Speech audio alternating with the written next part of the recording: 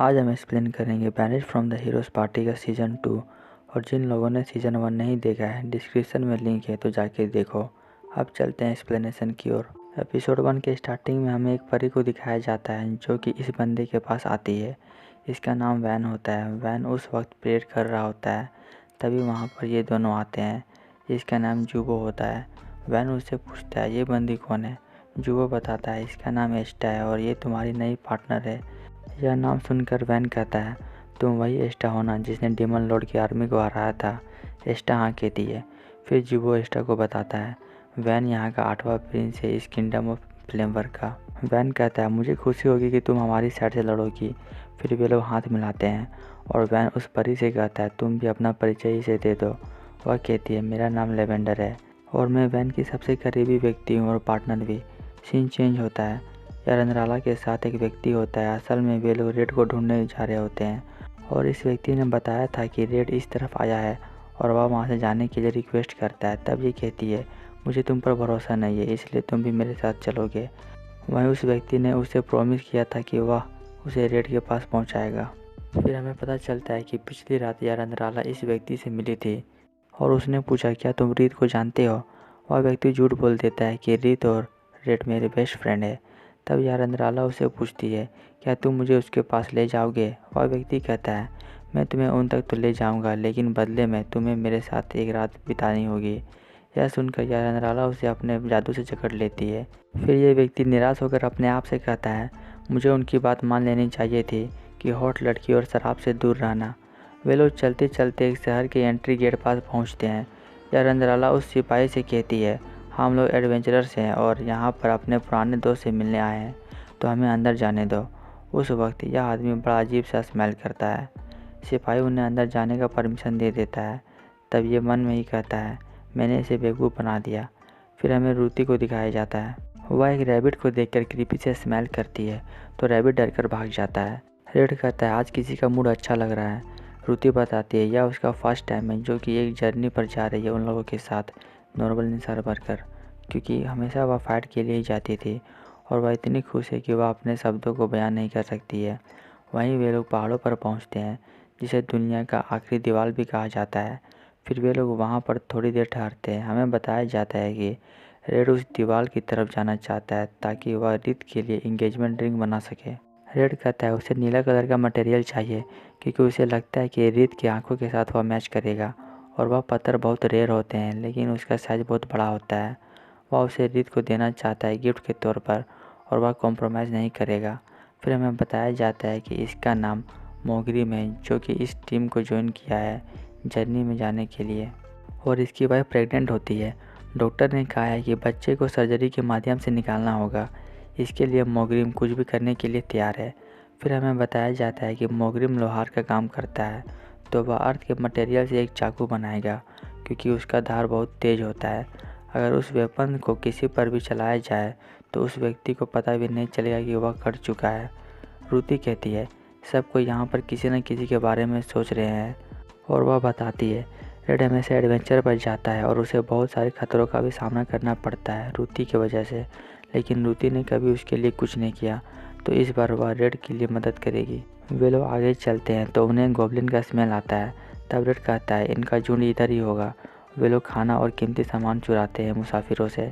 इसके बाद वहाँ पर गोब्लिन्स आते हैं। रेड और रीत उस पर वेपन से अटैक करते हैं। वहीं रूती उन्हें अपने हाथों से मार देती है। यह देखकर मोग्रिम हैरान होता है। वह देखता है कि जो भाले गोब्लिन्स लाए होते हैं उन्हें मोग्रिम ने ही बनाया था कुछ साल पहले। रेड बताता है शायद इस भाले का मालिक गोब्लिन्स के हाथों मारा गया होगा और उसका वेपन उन्होंने ले लिया होगा।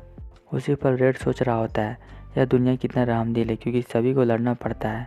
ऊपर वाले ने सभी जीवित वस्तुओं को डिवाइन ब्लेसिंग दिया है और उसे लेवल अप करने के लिए एक दूसरे को मारना होगा जिसके पास ब्लेसिंग है।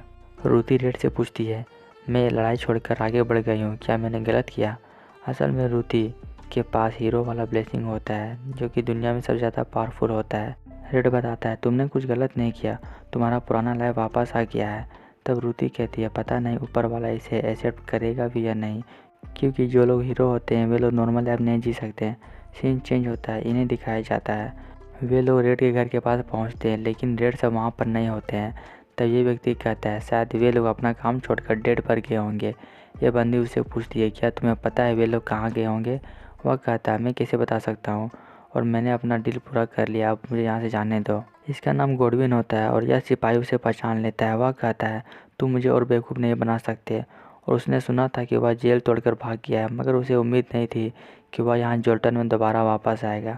यह बंदी सिपाही को बताती है, गोडविन ने उसे कहा था कि वह उन दोनों का अच्छा दोस्त है, लेकिन सिपाही उसे सब कुछ बता देता है। गोडविन एक क्रिमिनल है जिसने उन दोनों को धोखा दिया। यह सुनकर ये बंदी गुस्सा हो जाती है। तब गोडविन वहाँ से भागने लगता है। फिर यारंद्राला उस पर मैजिक से हमला करती है, लेकिन टिसी उसे बचा लेती है और गोडविन से पूछती है, इस बार तुमने क्या किया? वह बताता है। ये बंदी सोचती है कि मैं रेड का दुश्मन हूँ। फिर यारंद्राला स्पेल करती है जिससे कि वहाँ पर ड्रैगन आ जाता है और वह पेड़ों के जड़ों से बना होता है। यह देखकर टिसी मन में कहती है, टाइम प्लीज़। इसके बाद टिसी अपना वेपन निकालती है और उसकी तरफ बढ़ती है और कहती है, जो कोई भी जोल्टन में तबाही मचाएगा मैं उसे रोकूंगी, क्योंकि मैं एक एडवेंचरर हूँ। फिर यारंद्राला उसे जकड़ लेती है। इसके बाद वहाँ पर ये लेडी आती है, इसका नाम मिस्ट्रॉम होता है। वह अपने स्पेल से यारंद्राला की जड़ों को फ्रीज कर देती है।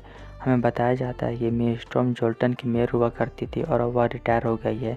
वहीं मिस्ट्रॉम का जादू टूट जाता है। तब टिसी उसका हेल्प करने के लिए आगे बढ़ती है, लेकिन इस बार फिर यारंद्राला उसे जकड़ लेती है और उससे पूछती है, तुम कौन हो? टिसी बताती है वह रेड और रित की फ्रेंड है, लेकिन वह नहीं मानती है। तब टिसी कहती है, तुम खुद क्यों नहीं पता कर लेती? वे लोग दुनिया की आखिरी दीवार की तरफ गए हैं, क्योंकि रेड को जेम स्टोन चाहिए ताकि वह रित की अंगूठी पर लगा सके। फिर वह उन्हें छोड़ देती है। उस पल मिस्टॉम कहती है, जाने से पहले यहाँ का हुलिया सुधार के जाना।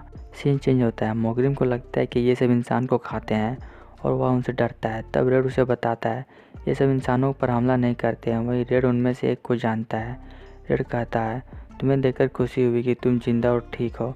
असल में इन्हें वाल और स्टोन के बारे में सब कुछ अच्छे से पता होता है। वह कहता है, क्या तुमने शादी कर ली? रेड बताता है, वे लोग इसके बारे में सोच रहे हैं। तब ये उन्हें बधाई देता है और कहता है, हमारी दोस्ती सदा अमर रहे।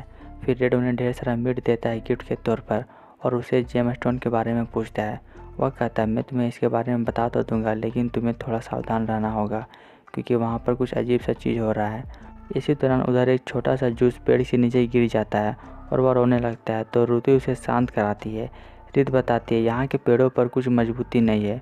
वह ये सब अपने स्पिरिट मैजिक से पता कर लेती है और रेड से रिक्वेस्ट करती है कि फर्टिलाइज़र बना दो। रात का सीन दिखाया जाता है। सभी लोग सो रहे होते हैं। तभी रेड रुति की ओर देखता है। रित पूछती है, तुम क्या सोच रहे हो? रेड बताता है, और रुति के ब्लेसिंग के बारे में सोच रहा था। उसका नया ब्लेसिंग हीरो वाला ब्लेसिंग को हटा रहा है और वह हमेशा से यही चाहती थी। रित कहती है, इसके जीवन से खुशी के सारे अवसर चल गए हैं, क्योंकि वह ना थकती है, ना ही भूख लगता है और ना ही उसे नींद आता है। वहीं रेड को लगता है कि ये नया वाला ब्लेसिंग ऊपर वाले की देन नहीं है, यह उसके अंदर से आ रहा है और रेड को पता नहीं है कैसे और क्यों। फिर हमें इन्हें दिखाया जाता है। यारंद्राला एक जगह पर आकर रुक जाती है। तब टिसी कहती है, क्या हुआ? यारंद्राला बताती है, किसी ने यहाँ के सोल के साथ छेड़छाड़ किया है। तो वे लोग डिसाइड करते हैं कि वहीं पे आज रात ठहरेंगे। इसके बाद वे लोग वहाँ पर आग जलाकर बैठ जाते हैं। यारंद्राला उससे पूछती है, तुम यहाँ पर क्यों आई मेरे साथ? टिसी बताती है, तुम्हें रास्ता दिखाने के लिए। यारंद्राला कहती है कि कोई ज़रूरत नहीं थी। तब टिसी अपना असली रीज़न बताती है उसके साथ आने का। उसने सुना है कि यहाँ पर नेचुरल हॉट स्प्रिंग है। इसी दौरान टिसी सोचती है, यारंद्राला को पता नहीं है कि रेड के साथ रुति और रित भी है और रुति ने हीरोज़ पार्टी छोड़ दिया है। पता नहीं यारंद्राला को कैसा लगेगा यह जानकर, और वह उससे पूछती है, तुम हीरो क्यों बने? यारंद्राला कहती है, क्या तुम मुझे जानती हो? टिसी हाँ कहती है, क्योंकि वह रित और रेड की दोस्त है। यह कंफर्म करने के लिए यारंद्राला रेड का असली नाम पूछती है। टिसी बताती है उसका असली नाम गिडियन है। फिर यारंद्राला कहती है, मैंने हीरोज़ पार्टी इसलिए चुना क्योंकि इसमें रेड था, और बताती है उसे लोगों की हेल्प करने में अच्छा लगता है। हीरोज़ के कंधों पर ही सब कुछ टिका हुआ है, अगर ये सब हट गया तो वे सब गिर जाएंगे। टिसी कहती है, तुम्हारा मतलब है कि हीरोज़ को लड़ते रहने की कोई ज़रूरत नहीं है। यारंद्राला कहती है, तुम चिंता मत करो, मैं रेड की तरह ही सोचती हूँ और रुति भी उसके साथ है ना? अगले सीन में हमें रेड और रुति को दिखाया जाता है। वे लोग बर्फ़ पर लेट जाते हैं। रेड उसे कहता है, ये तुम्हारा लाइफ है, जैसे जीना चाहती हो वैसे जियो, दूसरों के बारे में मत सोचो। इसी पल वहाँ पर ये दोनों भी आ जाते हैं और यारंद्राला रेड को गले लगाती है। वहीं दूसरी ओर वैन एक ऑलबियर को मारता है। एस्टा कहती है, अगर हम यहाँ थोड़ा जल्दी आते तो हम इसे बचा सकते थे। वैन कहता है, सैड होने वाली कोई बात नहीं है, क्योंकि यही नेचर है, जो कमज़ोर है उसे ताकतवर मार देता है। वैसे ही मैंने इस ऑलबियर को मारा और इसकी शक्ति मुझे मिलेगी। यहीं पे एपिसोड ख़त्म होता है।